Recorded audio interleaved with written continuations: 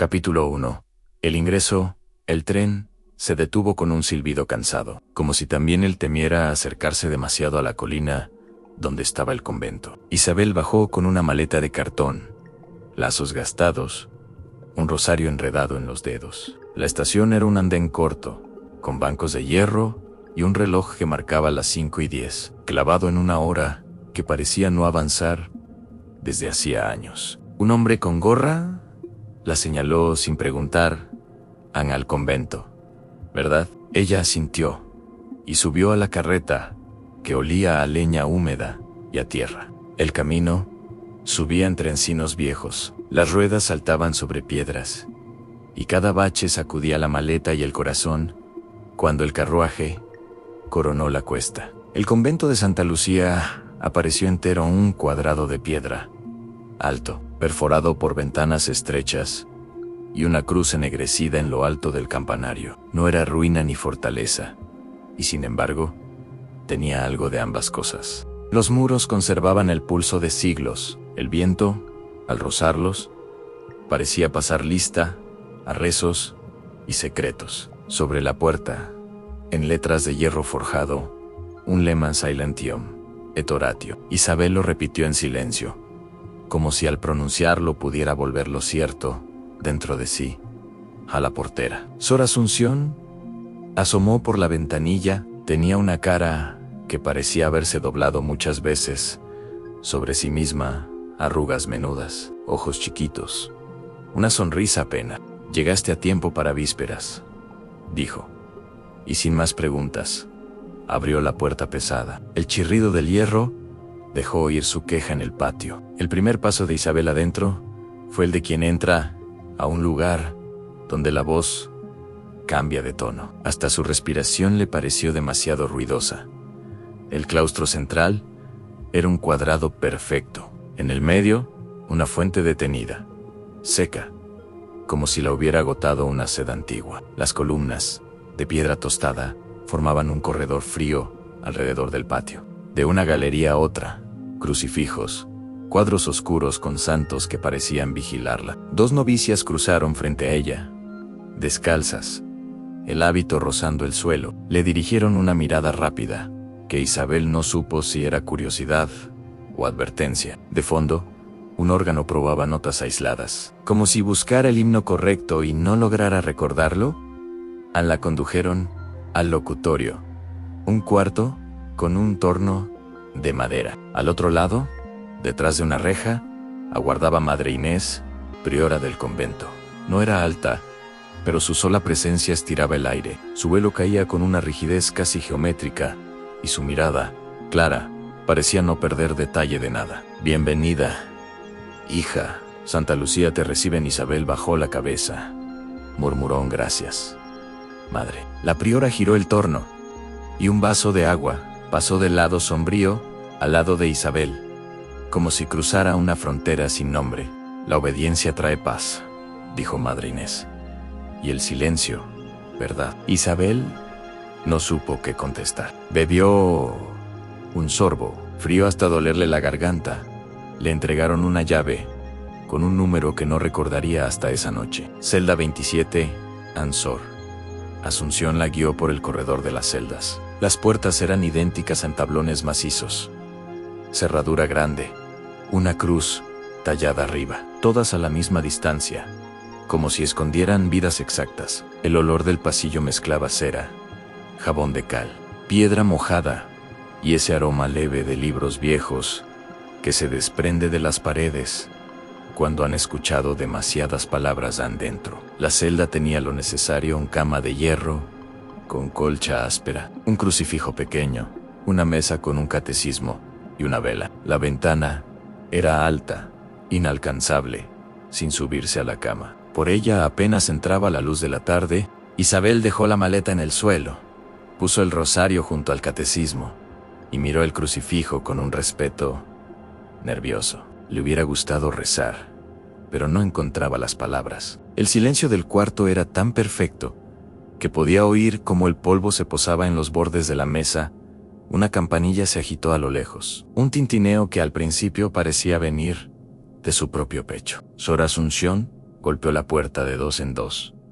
Secoan, a vísperas. Y Han salieron el corredor. De pronto, estaba lleno de hábitos oscuros que se deslizaban sin ruido, como un río de tela que hubiera aprendido a andar sobre piedras, sin mojarse. Bajaron por una escalera estrecha. Cada peldaño tenía una hendidura en el centro, la huella de incontables pies. Isabel rozó con los dedos esa marca y sintió, por primera vez, una mezcla extraña de consuelo y miedo en consuelo por pertenecer. Miedo por repetirse a la iglesia. Era hermosa en su sobriedad. Paredes encaladas, retablos discretos, una imagen de Santa Lucía, con una palma y una lámpara. La lámpara ardía, con llama quieta. Las monjas ocuparon sus sitiales. Isabel se sentó junto a otras estudiantes. Notó que casi todas evitaban voltear la cabeza. Si necesitaban mirarse, lo hacían con la comisura de los ojos. El órgano encontró por fin el himno, y la voz de las mujeres subió como un hilván perfecto que cosía los muros. Isabel trató de seguir la salmodia, pero su voz se quebraba, no por pena, sino por una especie de emoción tensa, como si cantar en aquel sitio obligara a decir la verdad más de lo que podía. Anne, durante el Salmo tercero, oyó algo que no venía del coro, un sollozo breve, ahogado, que pareció salir del piso. Giró apenas el rostro. La hermana a su lado, María del Pilar, una muchacha morena, de mirada serena, tocó su puño con los dedos. Un gesto mínimo: no mires. El sollozo cesó de golpe, como si alguien hubiera puesto la palma contra una boca. Isabel sintió un hormigueo en la nuca y se obligó a fijar la vista en la lámpara de Santa Lucía. La obediencia trae paz, repitió en silencio. Pero la frase, en su cabeza, tenía ahora un eco extraño. Al terminar vísperas, Madre Inés habló desde el ambón. Su voz llenó el templo, sin alzarse en el mundo allá afuera. Ofrece ruido. Aquí practicamos el arte. Mayo era escuchar a Dios, al deber, al propio corazón cuando calla. Hizo una pausa, como si pesara cada palabra en una balanza, y recordar que todo lo que se dice sin necesidad es enemigo de la caridad. Hubo asentimientos discretos. Al final, una monja de facciones afiladas, de ojos fijos, se colocó en el pasillo central. María del Pilar murmuró, apenas moviendo los labios: hermanao Catalinao. El nombre bastó para que varias miradas bajaran en el refectorio. La cena fue sopa clara y pan duro. Una hermana leía en voz alta la vida de Santa Teresa. Cada 2 párrafos, otra hacía sonar una tablilla, y todas inclinaban la cabeza. Isabel probó la sopa con cuidado. El olor de laurel le resultó familiar, y de pronto extrañó su casa con una punzada casi física. Se preguntó si su madre estaría mirando el mismo cielo que ella, pero allí las ventanas eran altas. La noche se adivinaba como algo ajeno. En la pared del refectorio, un cuadro mostraba un claustro igual, con mujeres como sombras. El tiempo parecía poder doblarse sobre sí y traer a la mesa a todas las que alguna vez se sentaron allí. En después, gran silencio. Las campanas dieron 3 toques espaciados. Nadie hablaba. Incluso los pasos parecían aprender a no sonar. De vuelta en la celda, Isabel desató los lazos de la maleta y dobló una blusa con demasiada atención. Pensó en escribir, pero no se permitían cartas, sino los domingos. Se sentó en la cama, el cuerpo rígido de tanta contención. Apagó la vela, y el cuarto se volvió un rectángulo tenso de oscuridad. Fue entonces cuando lo oyó en un golpecito, leve, 3 veces, como el pico de un pájaro contra la madera. No venía de la puerta, sino de dentro del muro. Isabel contuvo el aliento. Los golpes se repitieron, ahora 2, más cercanos al suelo. Buscó con los dedos el rosario en la mesa, lo apretó y se obligó a respirar despacio. Es la madera que cruje, se dijo, pero en los conventos antiguos las paredes respiran piedra, no madera. Se acercó a la pared apoyó la oreja. Del otro lado no había voz, no había palabras, pero sí una presencia sorda, como si los muros conservaran un rumor que solo se despierta cuando alguien nuevo llega. A la mañana siguiente, la rutina cayó como una red en Mightiness. Estudio, labores. Isabel y las demás estudiantes fregaban el piso del corredor con cepillos de cerdas. La piedra, humedecida, despedía el olor mineral que la acompañaría tantos meses. En el tramo frente a la celda 23 había una mancha oscura que no salía con nada. «Es humedad», dijo una de las chicas. «No», corrigió otra. «Es aceite de lámpara». María del Pilar pasó el cepillo con fuerza y murmuró aquí.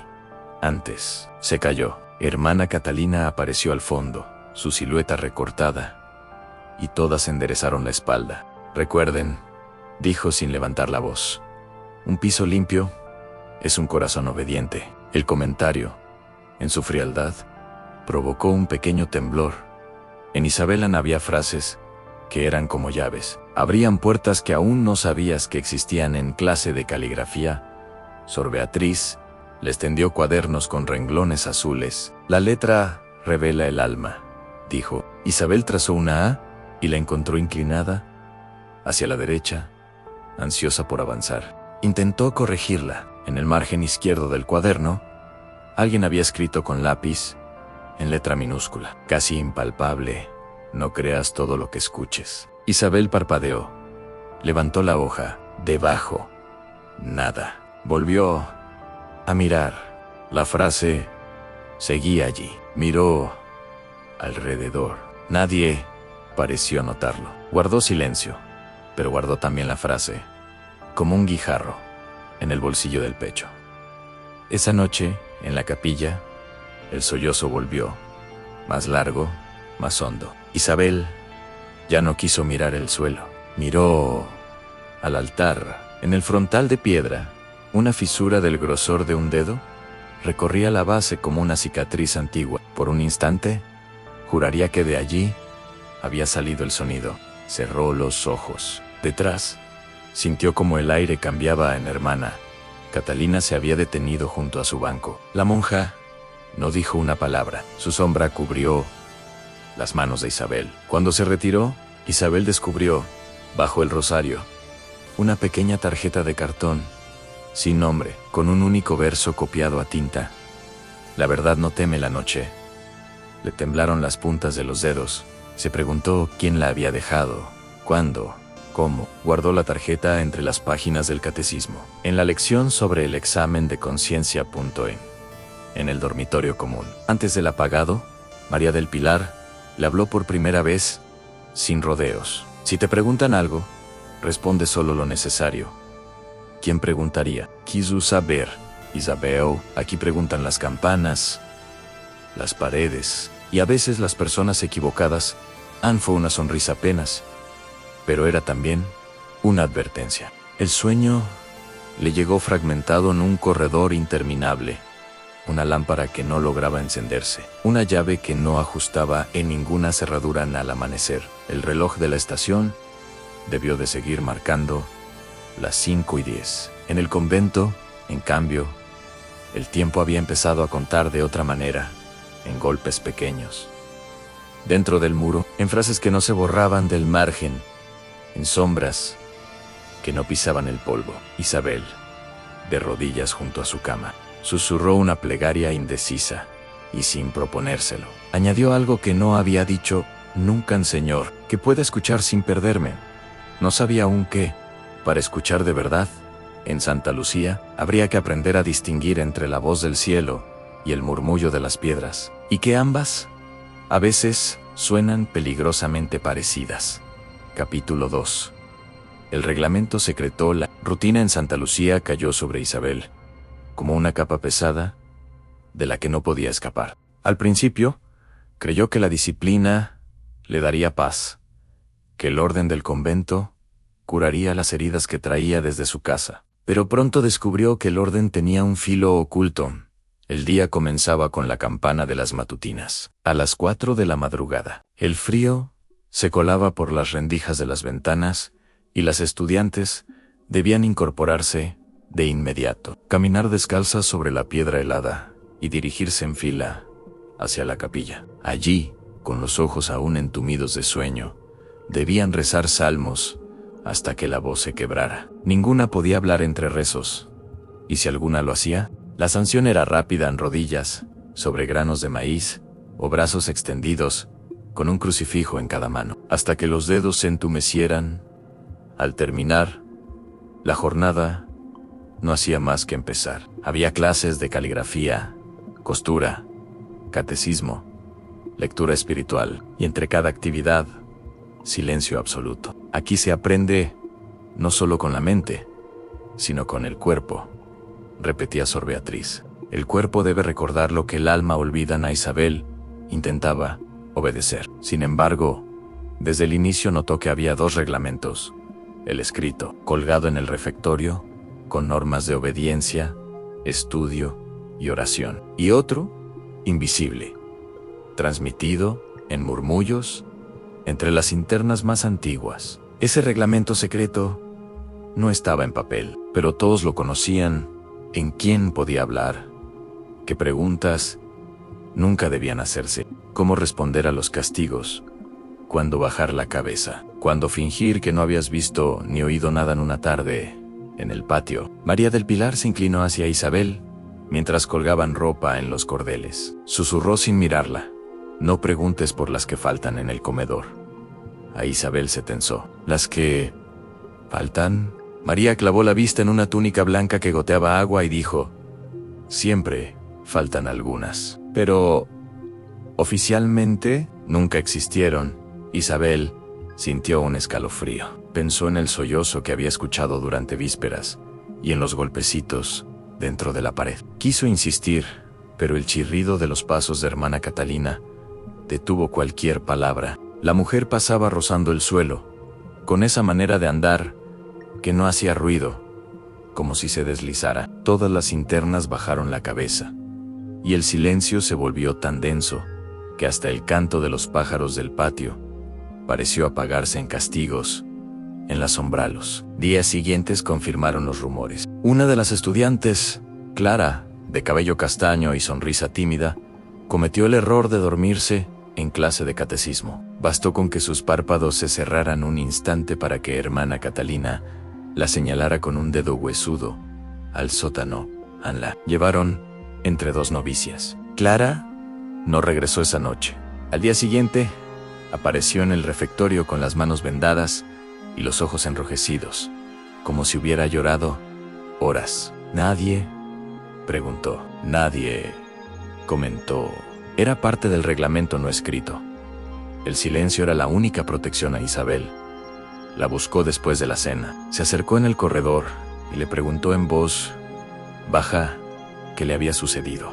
Clara se estremeció, negó con la cabeza y apretó el rosario contra el pecho, como si temiera que de sus labios saliera algo prohibido. En las pruebas de pureza, en la segunda semana, Isabel fue convocada junto a otras internas al oratorio menor, un cuarto angosto con un crucifijo de madera negra en la pared. Allí, hermana Catalina explicó con voz fría: la pureza se prueba en silencio. Quien no resista será corregida. Les entregaron pequeñas velas encendidas. Debían permanecer de rodillas, sosteniéndolas, hasta que la cera derramada cayera sobre sus manos. El dolor era parte del examen. Cada gota, dijo Catalina, quema el cuerpo, pero limpia el alma. Isabel sintió como la cera caliente la quemaba, pegándose a la piel como un sello invisible. Quiso gritar, pero apretó los dientes. A su lado, una de las chicas sollozó. Catalina se acercó, tomó la vela de sus manos y sin una palabra, la apagó. La muchacha fue conducida fuera del cuarto. Nunca volvió a clase de caligrafía en susurros en la noche. Isabel comenzó a entender que el convento no era un lugar de refugio, sino una máquina de silencios. Las estudiantes más viejas sabían cómo moverse, cómo mirar sin ser vistas, cómo callar a tiempo. Una de ellas, llamada Rosaura, le susurró una noche en el dormitorio: escucha los rezos, pero nunca creas que todos son para Dios. ¿Qué quieres decir? preguntó Isabel. Rosaura le puso un dedo en los labios. Si preguntas demasiado, te convertirás en una de las que faltan, Anne.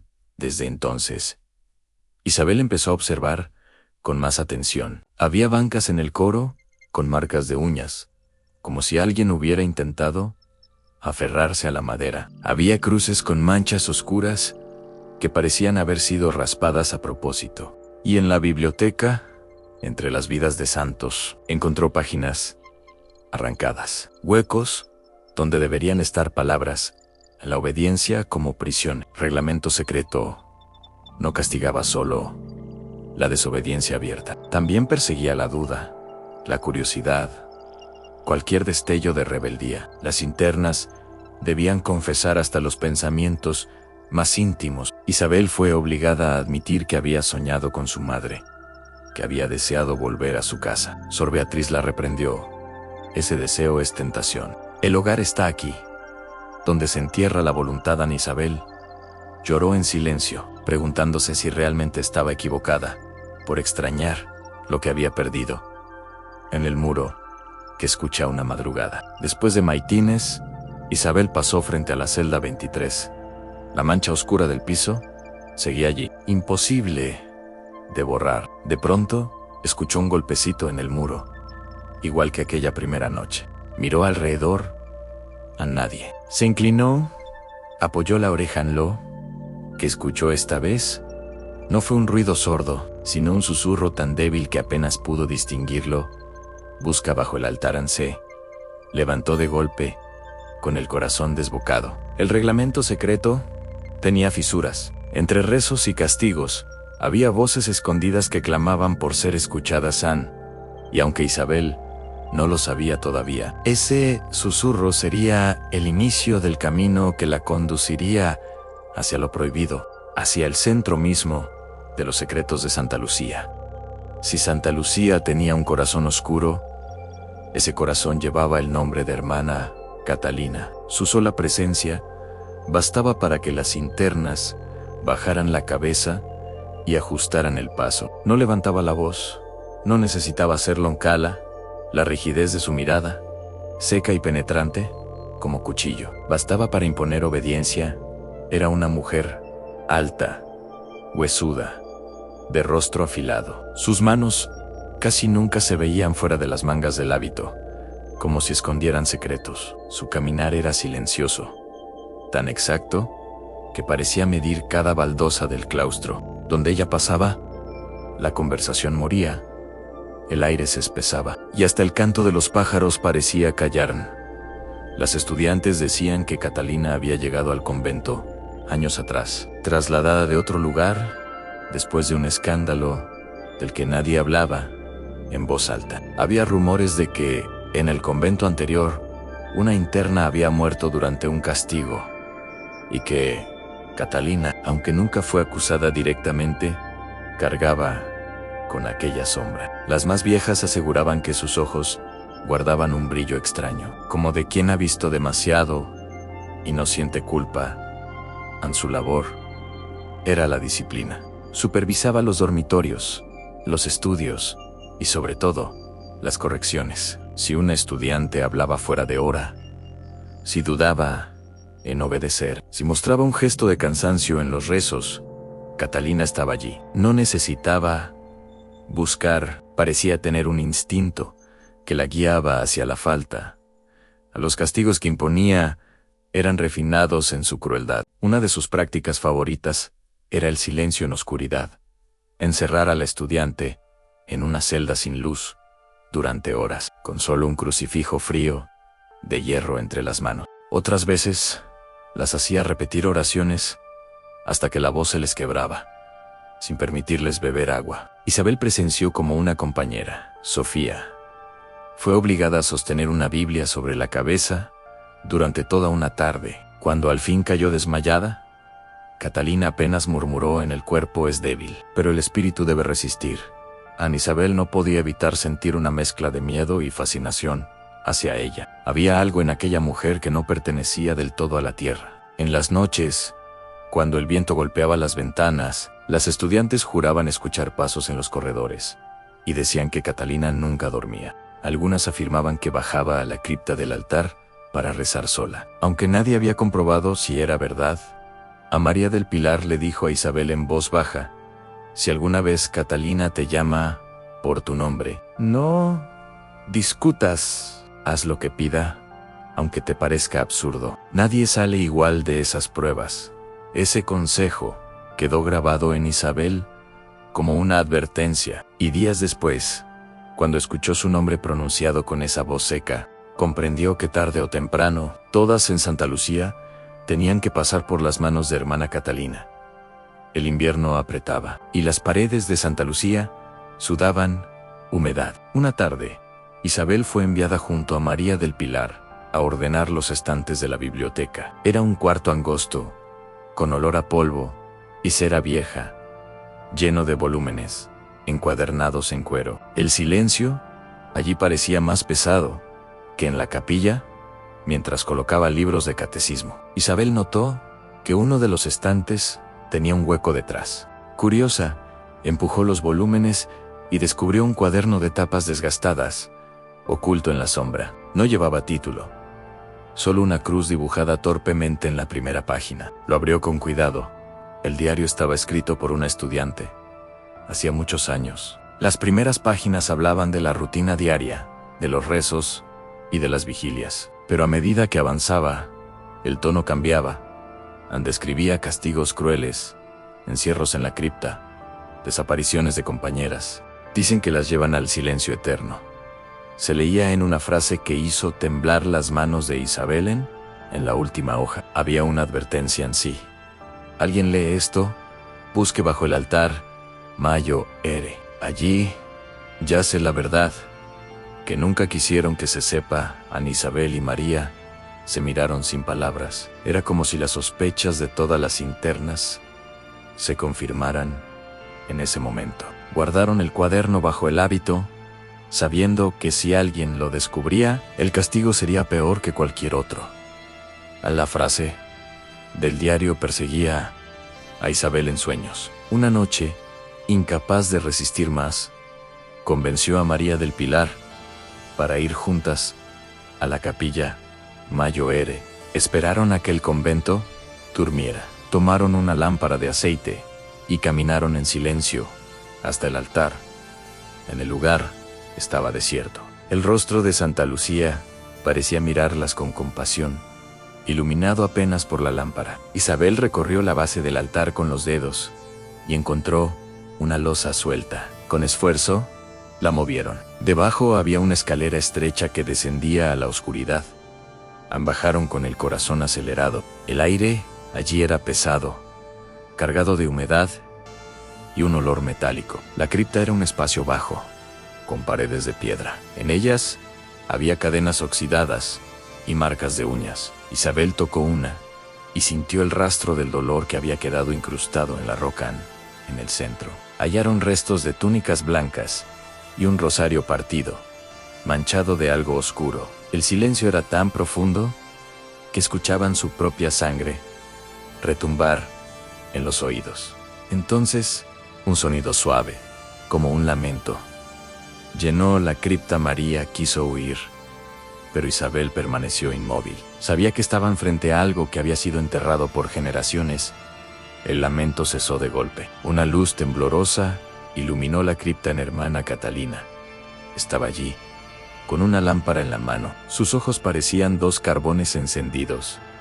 Ahora saben lo que no debían, dijo con calma. Las muchachas retrocedieron, pero Catalina no se movió. Con voz grave, confesó: desde hace siglos, este convento mantiene un pacto. La obediencia se forja con dolor. Las que se rebelan son purificadas aquí abajo, donde nadie las escucha. No es castigo, es tradición. ¿Y ustedes? Ahora son parte de ello. María rompió en llanto, pero Isabel sostuvo la mirada de Catalina. Por primera vez, no bajó la cabeza. Catalina sonrió, como si hubiera esperado ese gesto. Tarde o temprano, todas pasan por el altar, añadió, y apagó la lámpara. La oscuridad envolvió todo, y las muchachas sintieron que el aire se cerraba a su alrededor. Ana Isabel y María fueron obligadas a jurar silencio. Catalina las condujo de regreso a sus celdas y les advirtió que si revelaban lo que habían visto, desaparecerían como las otras. Durante semanas vivieron con miedo, pero también con la certeza de que el secreto debía salir a la luz años después. Cuando el convento fue cerrado por órdenes superiores tras rumores persistentes, Isabel ya no era una estudiante, había sobrevivido. Escribió un testimonio bajo un seudónimo, narrando las prácticas crueles, los castigos y los rituales de purificación. El escrito circuló en secreto entre exalumnas, convertido en memoria viva de quienes habían sufrido en el pueblo. El convento quedó en ruinas. Algunos juraban escuchar rezos en las noches y golpes en los muros, como si las almas de las estudiantes aún pidieran justicia. Isabel, cada vez que pasaba cerca, murmuraba una oración, no para olvidar, sino para recordar, porque Santa Lucía había sido más que un convento. Había sido un manto de sombras, y su verdad seguía viva en quienes se atrevieron a escuchar los susurros de las paredes.